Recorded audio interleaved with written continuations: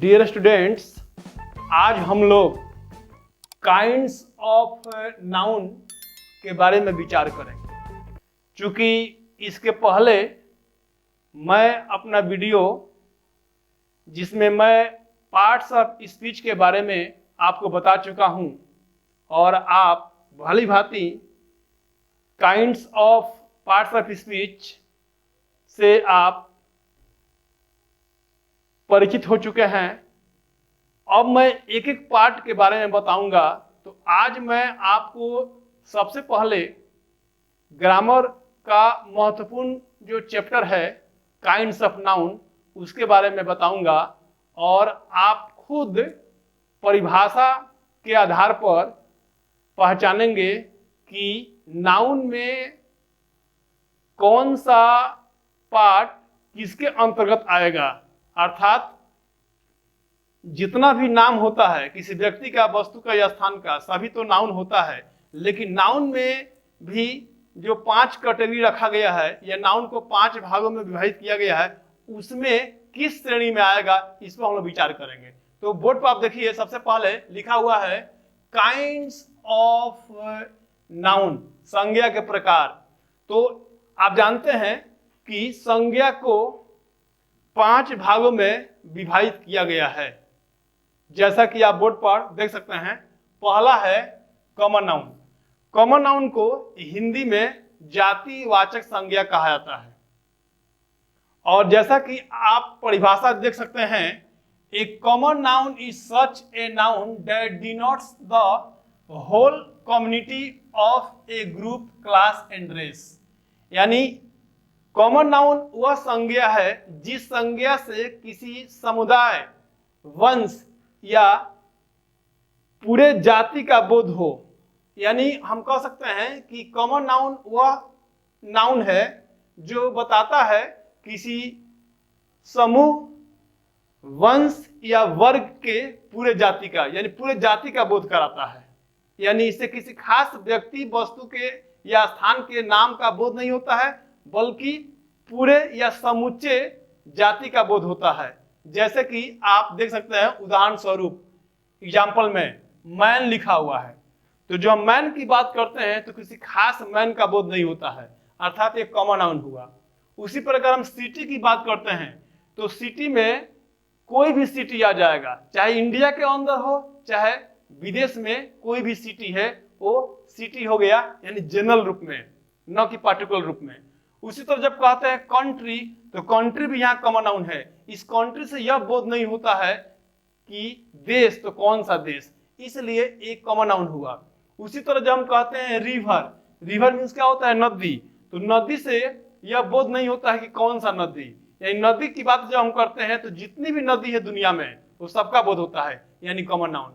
उसी तरह डे है, तो डे से भी, डे का मतलब होता है दिन, तो दिन में कौन सा दिन यह बोध नहीं होता है, इसलिए डे जो है कॉमन नाउन है। उसी तरह मंथ जो है, यानी इसे यह बोध नहीं होता है कि कौन सा महीना, इसलिए नियम कहता है कि जिससे पूरे जाति का बोध हो, किसी भी समुदाय के, वंश के या समूह से, तो उसे हम लोग कॉमन नाउन कहते हैं या हिंदी में जातिवाचक संज्ञा कहते हैं। अब देखिए, याद रखिएगा कि कॉमन नाउन का एक वचन से बहुवचन बनता है, हमेशा इसको याद रखेंगे, ठीक है। जैसे मैन है तो मेन हो जाएगा, सिटी है तो सिटीज हो जाएगा, कंट्री है तो कंट्रीज हो जाएगा, रिवर है तो रिवर्स हो जाएगा, डे है तो डेज हो जाएगा, मंथ है तो मंथ्स हो जाएगा। तो इस प्रकार यह स्पष्ट हो गया कि कॉमन नाउन क्या है। अब हम लोग सेकंड जो है आपका प्रॉपर नाउन पर विचार करेंगे कि प्रॉपर नाउन क्या है।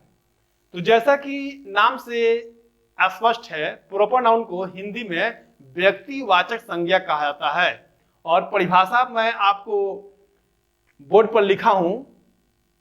A proper noun is such a noun that denotes the name of a particular person, particular place or a particular thing। यानी प्रॉपर नाउन वह संज्ञा है जिस संज्ञा से किसी खास व्यक्ति, खास स्थान या खास वस्तु के नाम का बोध होता है, यानी समुच्चा का नहीं बल्कि एक। इसको हमेशा आप याद रखेंगे। जैसा कि उदाहरण स्वरूप मैं आपको बता रहा हूं। जैसे लिखा है सोहन, तो जब सोहन कहते हैं तो स्पष्ट है कि किसी लड़के का नाम है, तो खास हो गया। जैसे कि मैन है, तो मैन क्या हो गया, आपका कॉमन नाउन हो गया, और उसी मैन में किसी व्यक्ति का नाम रहेगा तो हो जाएगा प्रॉपर नाउन। सेकंड देखिए, लिखा है मुंबई, तो मुंबई से यहाँ पर खास सिटी के नाम का बोध हो रहा है, यानी कोई भी सिटी जिसका नाम हो, तो यहाँ नाम स्पष्ट दिया हुआ है। तो दिल्ली, कोलकाता, मुंबई, चेन्नई, हैदराबाद, कानपुर, यानी जिसे एक ही सिटी के नाम का बोध हो, एक ही व्यक्ति के नाम का बोध हो, तो इस प्रकार मुंबई क्या है, आपका प्रॉपर नाउन हुआ।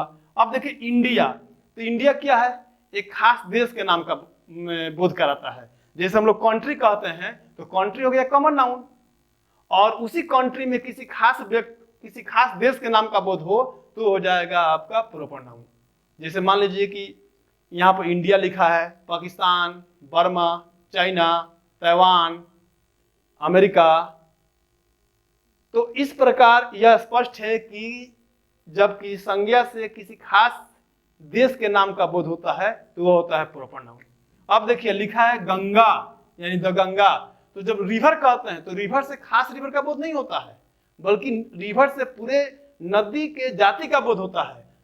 लेकिन उसी रिवर का कोई नाम दे दिया जाए, जैसे गंगा, सरस्वती, द टेम्स, उसी तरह और भी बहुत सारी नदियां हैं, भागीरथी, तो यदि नदी के नाम का बोध हो तो हो जाएगा प्रॉपर नाउन। उसी प्रकार देखिए यहाँ लिखा हुआ है संडे, तो जब डे कहते हैं तो डे से किसी खास डे के यानी दिन के नाम का बोध नहीं होता है, लेकिन जब उसका नामकरण कर दिया जाएगा, यानी दिन दिया है, तो ये हो गया कॉमन नाउन, और दिन से आपका संडे, मंडे, ट्यूसडे, सैटरडे कोई भी हो जाएगा तो ये हो जाएगा प्रॉपर नाउन। उसी प्रकार आप देख सकते हैं मंथ लिखा है, तो मंथ से किसी खास मंथ का बोध नहीं होता है, कोई भी महीना हो गया, यानी मंथ का मतलब हो गया कि पूरे जाति का बोध कर रहा है। लेकिन मंथ में वही कह सकते हैं आप जनवरी, फरवरी, मार्च, अप्रैल, तो ये हो गया प्रॉपर नाउन। क्लियर, कोई दिक्कत नहीं। अब देखिए प्रॉपर नाउन की विशेषता क्या है। प्रॉपर नाउन का फर्स्ट लेटर हमेशा कैपिटल लेटर में लिखा आता है, इसको नहीं भूलेंगे आप।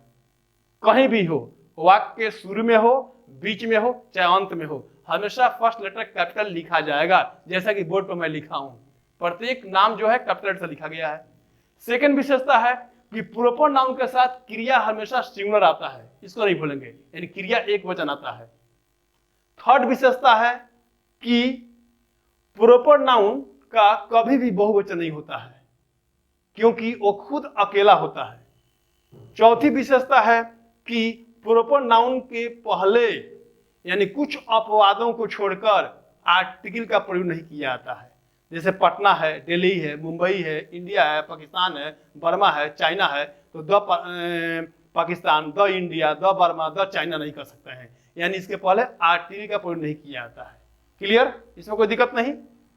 अब देखिए 3 नंबर का रहा है मैटेरियल नाउन। मैटेरियल नाउन को हिंदी में कहते हैं द्रव्यवाचक या धातुवाचक संज्ञा।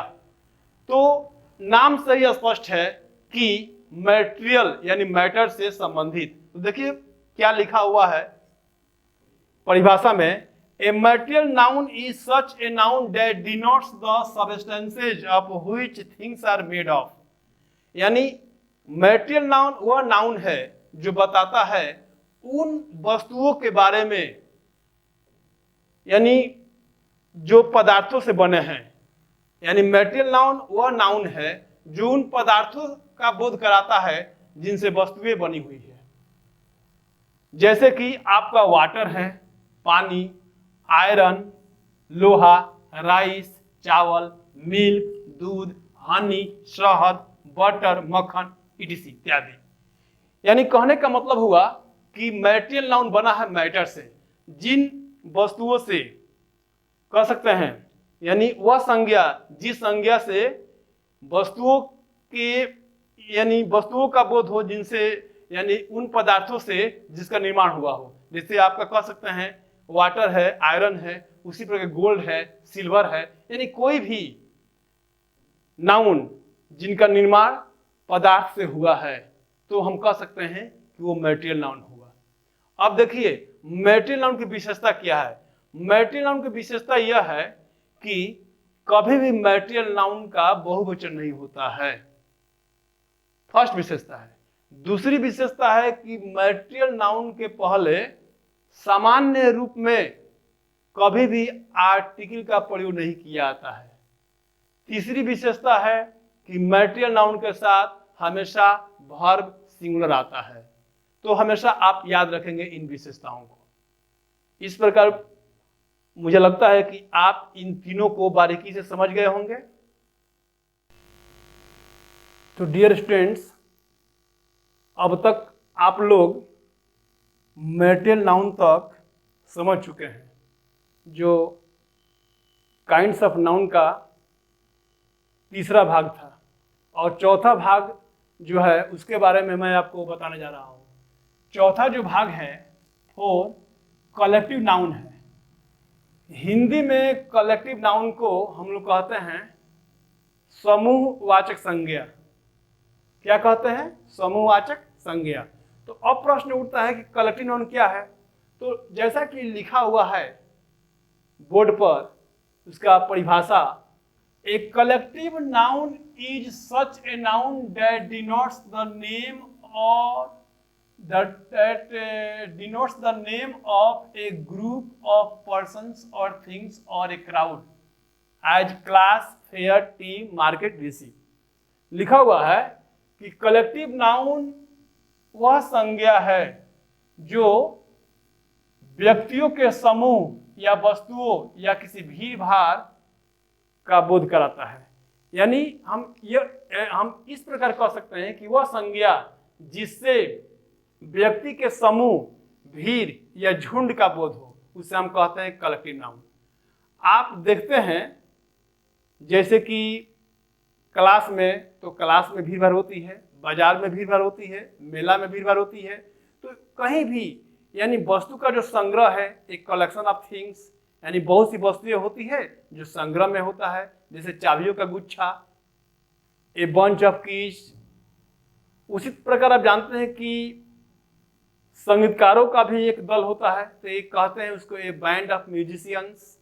उसी प्रकार आप कह सकते हैं कि अंगूरों का गुच्छा, तो ए बंच ऑफ ग्रेप्स। उसी प्रकार आप कह सकते हैं लड़कियों का झुंड, तो ए बेबी ऑफ गर्ल्स। उसी प्रकार आप देखते हैं कि किताबों का भी एक सेट होता है, तो ए सेट ऑफ बुक्स। यानी भिन्न भिन्न वस्तुओं के लिए भिन्न भिन्न जो कलेक्टिव नाउन के शब्द है उसका प्रयोग किया जाता है। तो इस प्रकार हम कह सकते हैं कि किसी भी व्यक्ति वस्तु के स्थान यानी से भीड़ भाड़ या झुंड के या समूह का बोध हो, तो उसको हम लोग कहते हैं कलेक्टिव नाउन। जैसा कि स्पष्ट है, लिखा हुआ है क्लास। क्लास का मतलब होता है वर्ग, फेयर मीन्स होता है मेला, उसी प्रकार टीम मीन्स होता है दल, मार्केट मीन्स बाजार, ईडीसी। यानी आप कह सकते हैं कि जहां भीड़ भाड़ हो, वस्तुओं के संग्रह या व्यक्तियों के समूह का बोध हो, उसको हम कहते हैं कलेक्टिव नाउन। तो कलेक्टिव नाउन के बारे में याद रखिएगा, इसका एक वचन से बहुवचन बनता है और इसके पहले नियमतः आर्टिकल का भी प्रयोग किया जाता है, इसको याद रखेंगे। अब चलिए हम लोग आएंगे 5 नंबर, जिसको अंग्रेजी में कहते हैं एब्स्ट्रैक्ट नाउन। तो जैसा कि नाम से ही बोध हो रहा है, एब्स्ट्रैक्ट नाउन यानी भाववाचक संज्ञा, उसे हिंदी में कहते हैं। तो एब्स्ट्रैक्ट नाउन क्या है? आप देख सकते हैं कि an abstract noun is such a noun that can neither be seen nor touched but can only be felt, as honesty, childhood, poverty, beauty, kindness, ETC. यानी क्या कह रहा है कि एब्स्ट्रैक्ट नाउन वह संज्ञा है जिसको न हम लोग देख सकते हैं, न छू सकते हैं, सिर्फ महसूस कर सकते हैं। यानी वह संज्ञा जिसे न देखा जा सके, न छुआ जा सके, सिर्फ महसूस किया जा सके, तो उस प्रकार के नाउन को हम लोग कहते हैं एब्स्ट्रैक्ट नाउन। जैसा कि बोर्ड पे लिखा है ऑनेस्टी।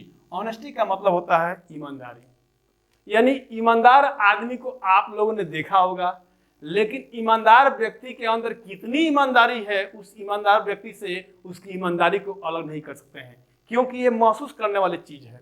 उसी प्रकार चाइल्डहुड लिखा है, तो आपने बच्चा को देखा होगा, तो चाइल्ड आपका कॉमन नाउन है, लेकिन बच्चा के अंदर जो बचपना है उसको आप बच्चा से नहीं निकाल सकते हैं, सिर्फ उसको महसूस कर सकते हैं। यानी बच्चा के अंदर जो बचपना है उसको सिर्फ एहसास कर सकते हैं, इसलिए इसे कहा जाता है एब्स्ट्रैक्ट नाउन। उसी प्रकार लिखा है पॉवर्टी, गरीब लोगों को आपने देखा होगा पुअर, लेकिन गरीबी जो है जिसको हम लोग सिर्फ महसूस कर सकते हैं, यानी इसको हम लोग देख नहीं सकते हैं, न छू सकते हैं, इसलिए पॉवर्टी भी जो हुआ वो क्या हुआ, एब्स्ट्रैक्ट नाउन हुआ। उसी तरह ब्यूटी लिखा हुआ है, तो ब्यूटीफुल सुंदर, लेकिन किसी व्यक्ति या वस्तु के अंदर जो मौजूद है ब्यूटी यानी सुंदरता, उस व्यक्ति या वस्तु से उसको अलग नहीं कर सकते हैं, क्योंकि ये महसूस करने वाली चीज है, इसलिए ब्यूटी भी क्या है, एब्स्ट्रैक्ट नाउन है। उसी प्रकार लिखा है काइंडनेस, काइंडनेस का सकते हैं दयालुता। तो काइंड व्यक्ति को आप लोगों ने देखा होगा, लेकिन उस व्यक्ति के अंदर कितनी काइंडनेस है यानी कितनी दयालुता है, उस दयालुता को उस काइंड व्यक्ति से हम अलग नहीं कर सकते हैं, इसलिए हम कह सकते हैं कि काइंडनेस क्या है, एब्स्ट्रैक्ट नाउन है। इस प्रकार यह स्पष्ट हो गया कि एब्स्ट्रैक्ट नाउन क्या है। अब देखिए मैं बता रहा हूं एब्स्ट्रैक्ट नाउन की विशेषता क्या है। कभी भी याद रखेंगे एब्स्ट्रैक्ट नाउन का बहुवचन नहीं बनता है, क्योंकि सिर्फ इसको महसूस किया जाता है। सामान्य रूप में इसके पहले आर्टिकल का प्रयोग नहीं किया जाता है। दूसरी विशेषता है कि इसका कभी बहुवचन नहीं होता है। तो इस प्रकार मुझे लगता है कि आप सभी विद्यार्थी काइंड्स ऑफ नाउन के बारे में भली भांति समझ गए होंगे और अच्छी तरह आप इसको जानकारी जो है इसको प्राप्त कर लिए होंगे। फिर भी यदि आपको कोई डाउट हो तो आप कमेंट बॉक्स में पूछ सकते हैं और हमारे चैनल को सब्सक्राइब कीजिए और अधिक से अधिक इस वीडियो को शेयर कीजिए।